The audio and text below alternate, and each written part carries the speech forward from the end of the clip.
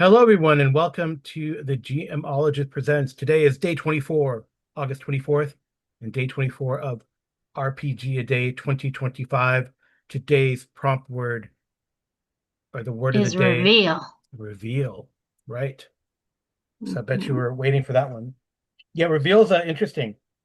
I think the as you explore a world and you explore a game, say a mystery, then clues are revealed, and as you gain more clues, you can unravel the mystery. I don't think Mhm. unravel is around. And it's not. Okay. But yeah, that's an interesting idea. And last night, Mhm. one of the players found something out.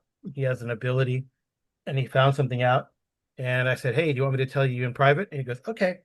And and then I told him, and some players wanted to know, and some did not. He didn't reveal it in game, but he did talk about it after the game because, it's hard for sometimes players to keep secrets, but it was pretty interesting. Mhm. So, yeah. Yeah. But, So I yeah. think I think reveal can mean multiple things. Hmm. It can mean how a GM reveals a world to us through our play, Right. or it could mean how we reveal how our character is to other people. Hmm. Because sometimes you don't always want to reveal everything about your character. Sometimes you don't know your character enough and you have to have it revealed to you. Or, you have to reveal the secret of the game, or like Indiana Jones going into the temple, he has to reveal where his statue might be. But it also can reveal a lot to you about you as a player, how you play the game. Right. That's kind of funny you mentioned that because that happened also last night, and one of the players almost got the group into trouble because that's what my character would do, which is always an annoying reveal in a group, in my opinion. Right. Well, But I mean, when I play characters the way I think character would be played, sometimes you think that is something that I wouldn't have done. So it's a different reveal to you. I think we talked about that just a few mhm. days ago. But I think revealing things can be revealing, Yeah. twist on the words there, but I don't know. Sometimes I've had cases where a game I didn't think was going to be very good reveals itself to me as something more engaging or entrancing. For instance, AD&D Hmm. revealed itself to be a lot more engaging and investigative and enrapturing than like D&D 5e is for me. Yeah. So I think it can go just about any way. This is true. I think it can go in different directions. So I'm trying to think if there's any other. I do think that a lot of adventures, especially pre-written ones, do telegraph things. It is much more interesting if you have your own adventure or if you're doing a sandbox, exploring the world as things occur. I prefer that type of reveal as well because it's not nearly as clear for the characters, right? Because the Hmm. clues are given by the GM, not through the GM from some author of some book. So I think that's Well, kind of interesting.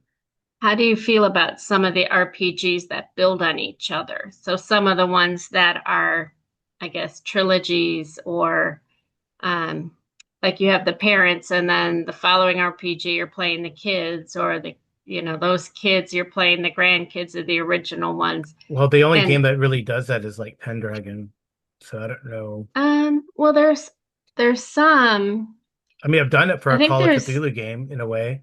Not right, but really. I thought Savage Worlds Oh, we had that one Savage Worlds Legacy game that we played. right. We played in several incarnations or a couple incarnations of the shared world, or almost a prequel to the Savage World ETU offerings, where you play college kids in a more modern day setting. But we played sort of in a turn of the century, and then in the 1920s, and then in like the 70s, which was kind of cool.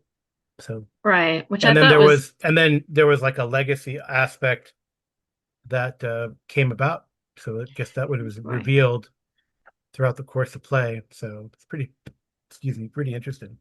Right, I liked it because the object that the original character found passed down to the next character, but couldn't be used the same way as it was in the original game. So you had to find a way to use that item in the game, yet find the next one to pass down. Yeah, and So sometimes you if you played a character that wasn't the ancestor of the previous character too. So I think that's kind of neat. that was fun. So that's an interesting way of revealing things. Or I guess you could play something that's very investigative and you have to reveal the clues into the answer of the problem. Hmm.